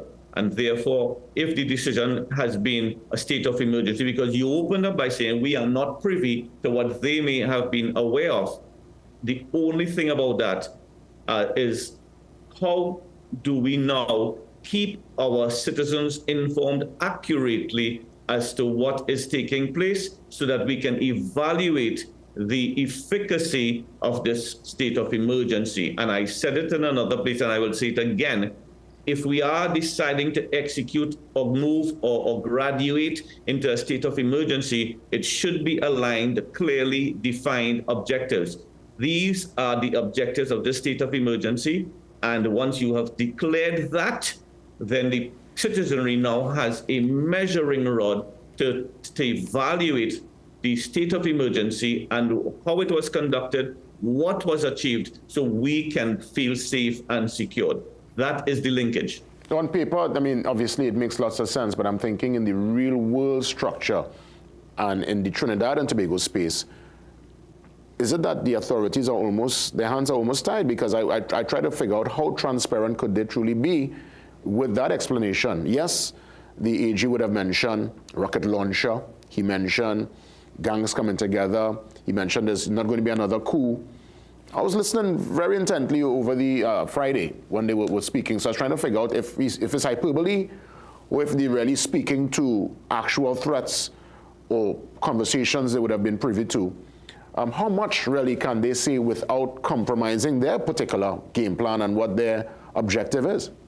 Yeah, we have to be very cautious in how we make that statement, JW, because I am not, and please, I ask for the opportunity to clarify. I am not saying that law enforcement need to be transparent and open with what they are going to do. They have to be transparent and open with what we intend to achieve. Oh, yes, the objective. There are two different things there. Okay. We have to recognize and respect the what I'll call the security classifications of how you treat with certain type of information management, and of course the various classifications of information management, especially when it comes to a state of emergency and access to certain types of information for the decision maker. That's important. Let's take that whole aspect. One of the major pillars, one of the major muscles or arsenals of a state of emergency is national coordination, and with that, media management and information sharing. So therefore, this is a good opportunity. We did not see it happen in the past with all of the state of emergencies we saw in the last decade. What we have to know now is an opportunity to fix and to do things correctly, an opportunity to again get back into our international best practices, and therefore national coordination, all of the states, agencies, national security combination of Homeland Security and Defense and other ministerial support now has to be coordinated from a central block, now has to be coordinated so that we can maximize the state assets and resources, we can plan properly, and we can also utilize the intelligence gathering architecture and the network of systems integration so that we can manage the state of emergency effectively so that it doesn't become a strain on one arm of the system, because trust me, those men and women who have been putting their lives on the line throughout, as you roll back 6 months back, 1 year back, day in, day out, ponging the ground, trying to keep Trinidad safe, putting their life on the line, they are tired. they are fatigued.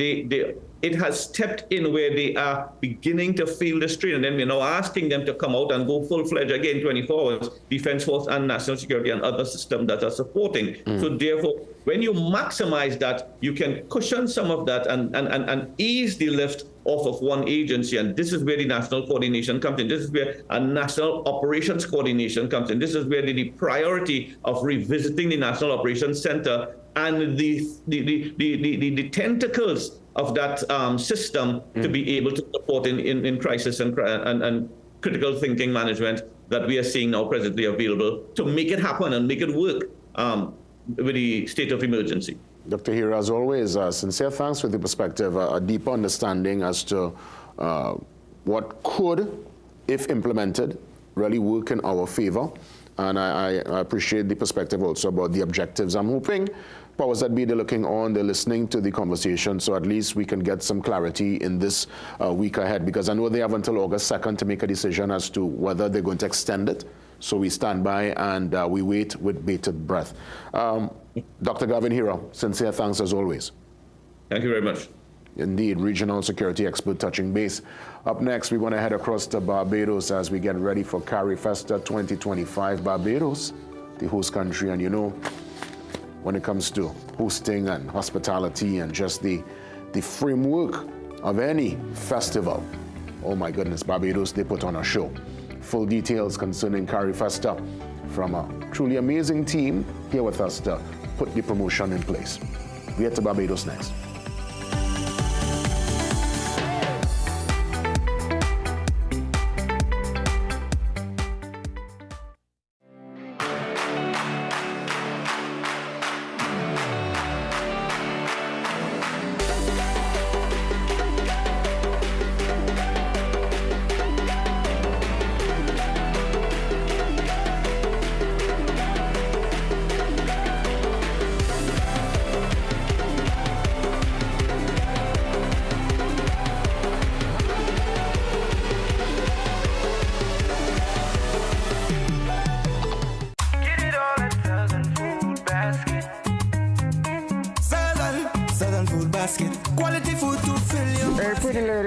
I see you looking for some hot sauce. Boy, move it. I have a man.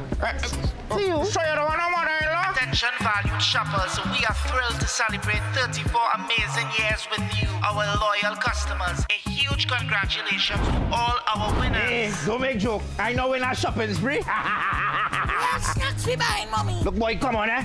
Well, look how I just win a Caribbean getaway now. Rock back. You know we're not shopping spree, eh? Well, come on, help me now. You don't have a man? Later. Nah. It's Southern Food Basket's 34th anniversary extravaganza. From July 1st to August 31st. Shop and enter for a chance to win incredible prizes. Caribbean getaways, staycations, shopping spree, and the ultimate grand prize of a brand new Suzuki Grand Vitara. Maybelline, New York. New Superstay Lumi Matte Foundation. Up to 30-hour wear. Light as air. Luminous matte look. New Superstay Lumi Matte Foundation. Maybelline, New York. Seeing her succeed makes me proud, and I know I made the right choice by giving her EnfaGrow since she was little. Knowing that 85% of brain growth will occur by age 3, EnfaGrow's blend of ingredients such as DHA helps support your toddler's brain development and contains 22 nutrients to support their diet or nutrition. EnfaGrow, what you do today will last forever. This product is not intended to be a substitute or complement to breast milk. What if your best hair day was every day? Elvive Hyaluron Plus Plump with hyaluronic acid. 2 times more hydration transforms your hair for up to 72 hours. Work that bounce. Elvive Hyaluron Plus Plump by L'Oreal Paris. You're worth it. Attention all listeners, are you ready for the ultimate news experience? Introducing the Trinidad and Tobago Guardian, the nation's first and most subscribed newspaper. We deliver where others can't. With the widest delivery network in TNT, you can have the Guardian delivered right to your doorstep or office every single day. Take advantage of our special annual subscription offer so you can stay on top of the leading stories even when you're on the go. Sign up today. Time is running out. Inquire about our 3-month and 6-month packages as well.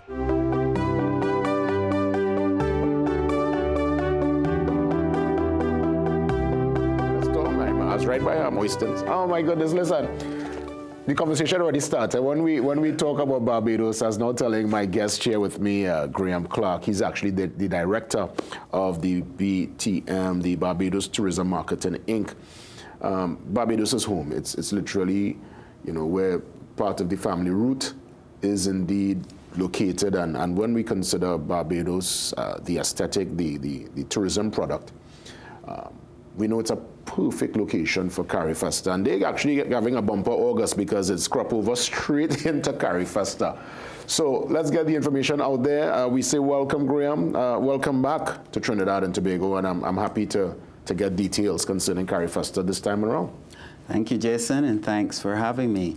It's a pleasure to be in the land of Trinidad and Tobago, the republic that has given us Pan, given us the icons of music. And I know Trinidadians love a party, but they also celebrate culture big time. That's right. And that is what we're going to talk about today, Carifesta, the Caribbean Festival of Arts. When does it actually start?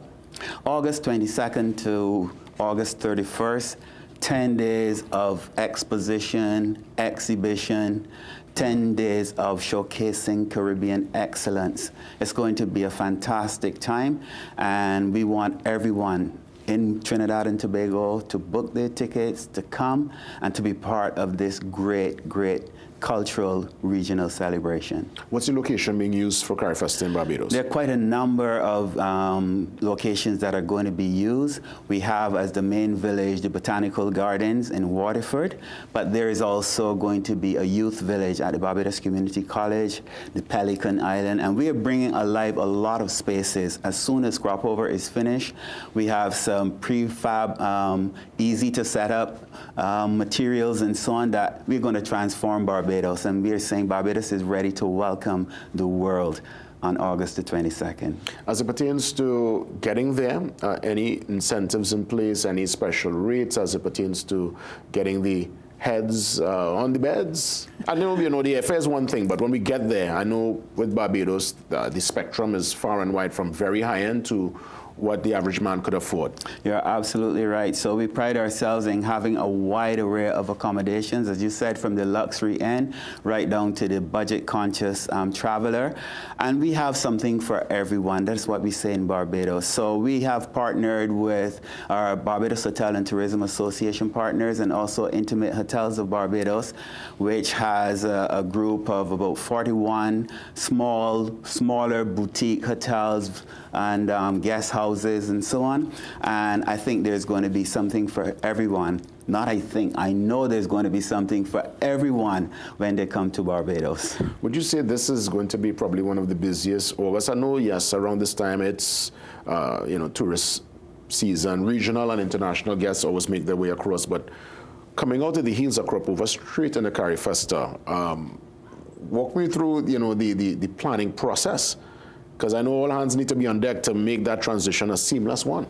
Yes, and we have organizations, Barbados. This is the third Carifesta that Barbados will be hosting. We hosted in 1981, 2019, and now in 2025. And I think it speaks to the fact that Barbados has an excellent track record of putting on world-class events, producing events that are really great. And this one will be no less. In fact, I think it's going to be better. So we have the National Cultural Foundation, who is going to be the producer of this. And they're doing an excellent job in putting things together. We have some prefab, as I said, materials that are easy to set up. And as soon as crop over finishes on August 5th, you're going to see a transformed Barbados as we set up for Carifesta 15. Fantastic. And if there's one thing about Carifesta, I remember when Trinidad hosted at the Queen's Park Savannah and the craft market. I actually have some crafts still from our Haitian counterparts up north.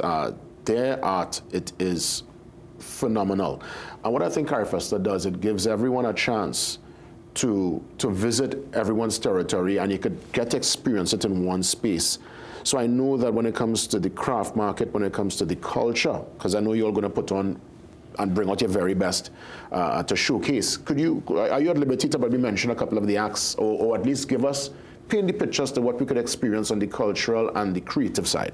Yeah, on the concerts, the grand concerts and so on are being worked out. Now if you go to www.carifest.net, you will be able to see some stuff there. But what is happening is that we will have fashion, we will have music. The icons are actually coming, and I can tell you that it's going to be a grand celebration and an exhibition of culture.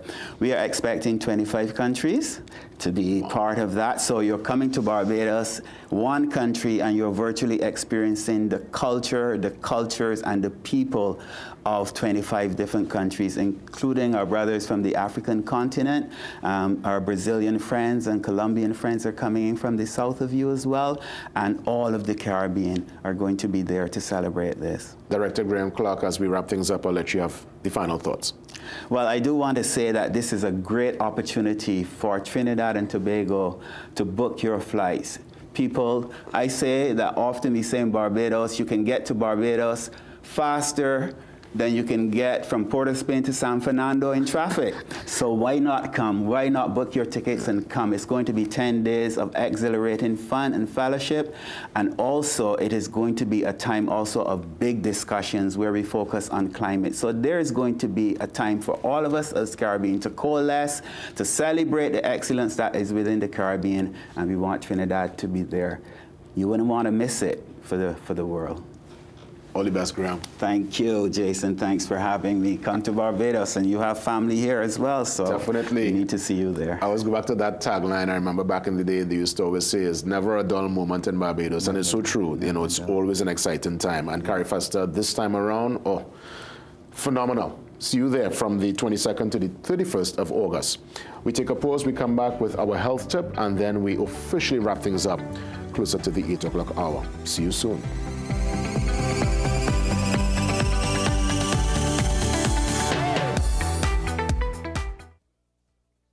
Ready to turn heads and steal the spotlight? Then head to Rosari Bridal Couture, your all-in-one fashion destination for every celebration. From stunning bridal lehengas to simple everyday shawwas, sparkling jewelry, affordable kids wear, stylish Muslim clothing, and even puja essentials, we've got it all under one roof. Get free footwear with any bridal outfit and get free matching bangles with kids wear. Need the perfect fit? Our in-house tailor is here for you. We're open 9 a.m. to 8 p.m. Just take the Southern Highway to Brentwood, Chaguanas and call 723-9099 for more info. Rosari Bridal Couture, where fashion meets celebration, all inclusive.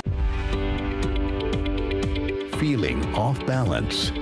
Your body might be missing AMPK. It's your natural reset, regulating how your body stores fat and processes sugar. Berberine Plus activates AMPK, helping your cells use energy better, reduce fat, and keep sugar levels in check. Berberine Plus, now at Pennywise and leading pharmacies nationwide. This is not a procedure. It's just a hard-working cream. Revitalift Triple Power with pro-retinol, hyaluronic acid, and vitamin C visibly reduces wrinkles, firms, and brightens skin in 1 week. Ladies, it's time to ask for more. Revitalift Triple Power by L'Oreal Paris. Visit Tire Clinic Marketing, New Truck and OTR Tire Service Center at number 30 and 32 Montrose Main Road, Chaguanas. Call today at 665-8973 or 672-3419. Alignment services available. Tire Clinic Marketing, Truck and OTR Service Center. A tire for every need. Crack the science of stronger hair.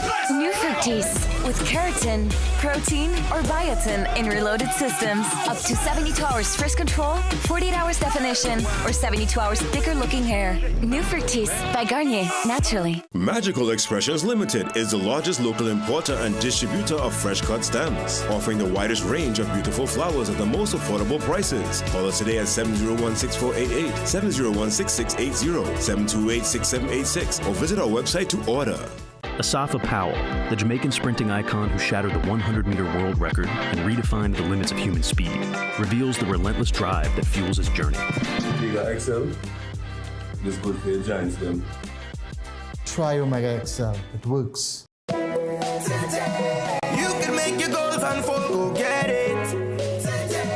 You can live your dream, join the team, let's do this. You can get the help you need to succeed with Brand Credit Union. You can believe that you can achieve. Big goals, small ones too. Brand Credit Union, we've got you. No more waiting, that won't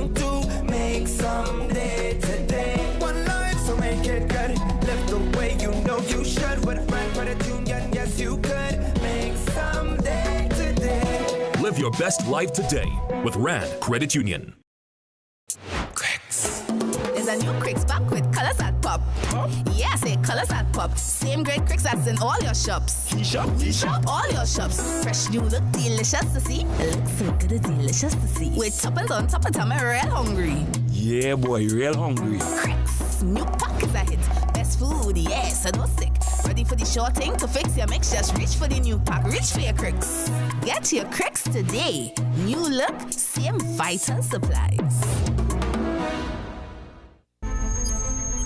The Daily Health Tip, brought to you by Omega XL, where health is wealth.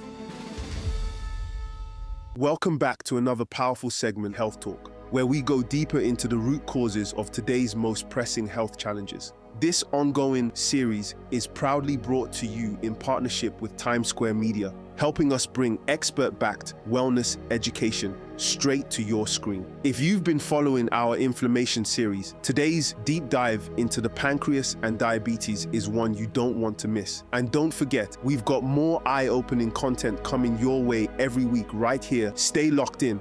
You probably think of high blood sugar and finger pricks, but that's just the tip of the iceberg. Managing blood sugar is important, but it's a symptom, not the root cause. The real story of type 2 diabetes starts long before sugar levels rise, with a hidden process, inflammation. Deep inside, inflammation quietly sets the stage for chronic disease years before any diagnosis. To understand this, meet your pancreas, the body's energy manager. Every meal triggers your pancreas to release insulin, the hormone that unlocks your cells so they can use sugar for energy. This system keeps your blood sugar stable until something disrupts it. The problem begins when insulin, the key, no longer fits the cell's lock. This breakdown is gradual, not sudden. High blood sugar is just the alarm bell. The real culprit is chronic, low-grade inflammation. This silent fire damages the locks and wears down the keys long before you notice any symptoms. Understanding inflammation is the first step to preventing or managing type 2 diabetes. Let's look deeper at how this hidden process disrupts your body's balance. Inflammation is your body's natural defense, but when it never shuts off, it becomes a problem. Chronic inflammation is fueled by modern life processed foods, stress, and lack of sleep. Sugary drinks, refined carbs, and unhealthy fats keep your immune system on high alert. Stress and poor sleep add fuel to the fire, making inflammation worse. Over time, this low-level emergency makes your cells less responsive to insulin, a condition called insulin resistance. Imagine trying to use a key in a rusty lock. The key's there, but it won't turn. Your pancreas works harder, but sugar starts to build up in your blood. Even before blood sugar tests show a problem, it's not just about food. It's your whole lifestyle affecting your cells. This sets the stage for the next phase, slow, silent damage. When faced with insulin resistance, your pancreas works overtime, pumping out more insulin to keep blood sugar in check. This can go on for years with no symptoms and normal test results. But the constant overwork exhausts the pancreas's beta cells.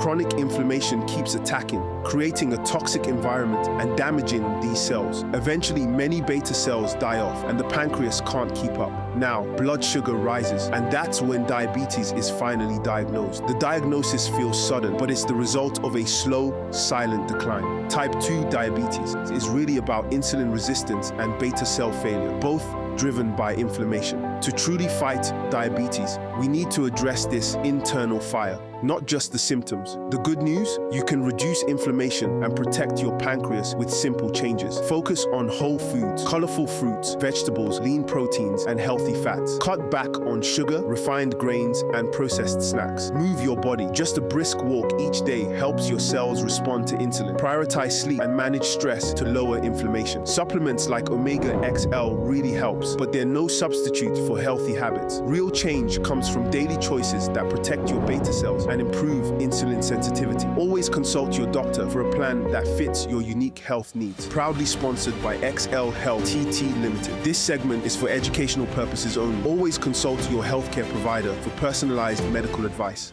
The Daily Health Tip, brought to you by Omega XL, where health is wealth. And with that, we make our exit. Have yourself a great one, TNT. God bless, I'm back. Well, God spare, I'm back for more tomorrow. All the best, TNT.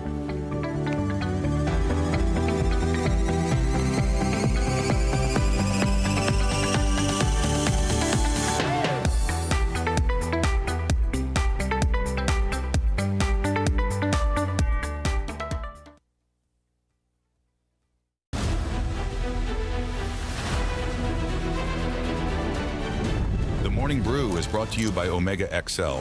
Live long, stay strong. The views and opinions expressed in the following program are not necessarily those of CNC3. This is